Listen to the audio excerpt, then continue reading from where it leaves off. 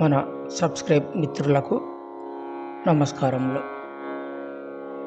మన సబ్స్క్రైబ్ మిత్రులకు ఉన్నటువంటి రుణ బాధలు తొలగిపోవాలని ఆ నృసింహస్వామిని మనసారా వేడుకుంటూ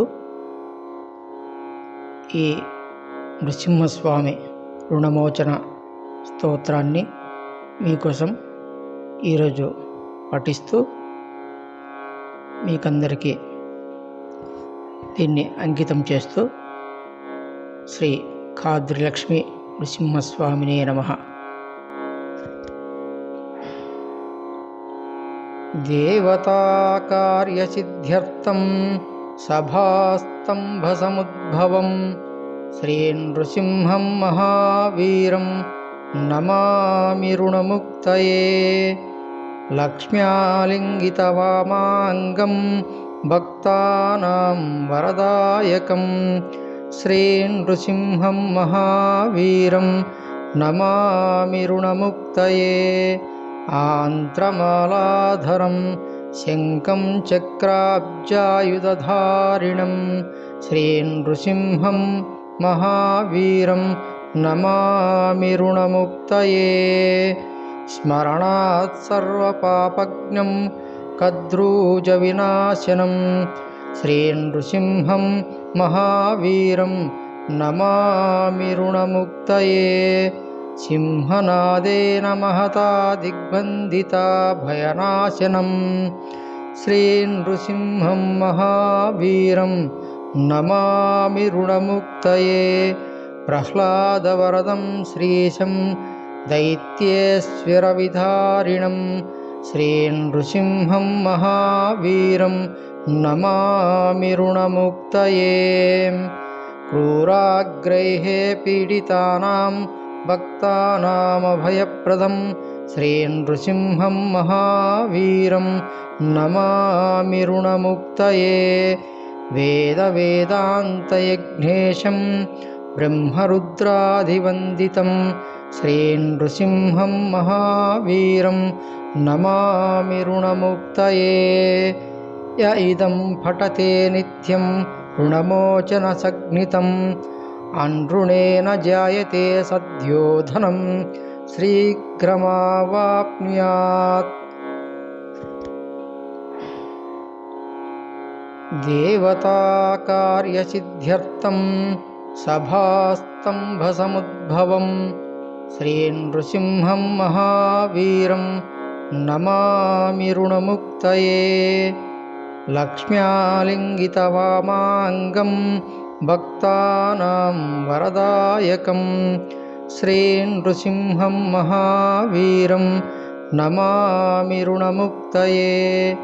ఆంత్రమాలాధరం శంఖం చక్రాబ్జాయుధధారిణం శ్రీ నృసింహం మహావీరం నమామి రుణముక్తయే.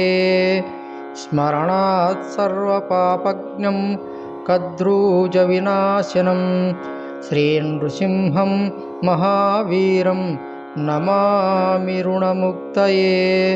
సింహనాదేన మహతా దిగ్బంధితా భయనాశనం శ్రీ నృసింహం మహావీరం నమామి రుణముక్తయే.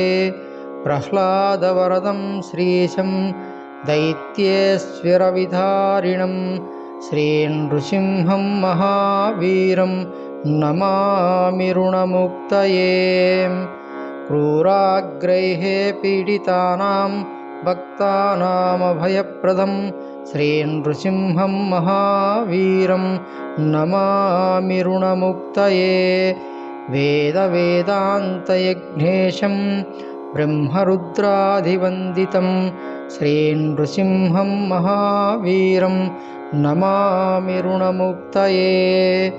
య ఇదం పఠతే నిత్యం రుణమోచన సంజ్ఞితం అనృణేన జాయతే సద్యో ధనం శీఘ్రమావాప్నుయాత్.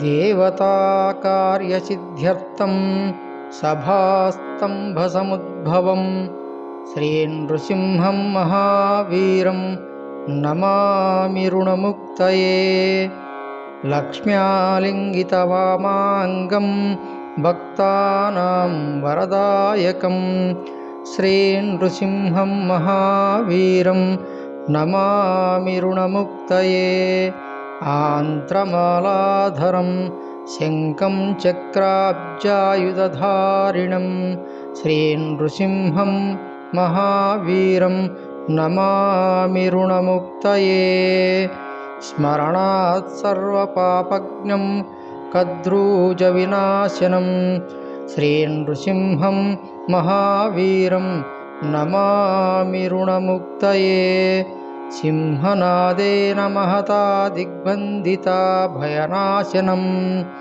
श्रीनृसिंहं महावीरं नमामि ऋणमुक्तये प्रह्लादवरदं श्रीशं दैत्येश्वरविधारिणं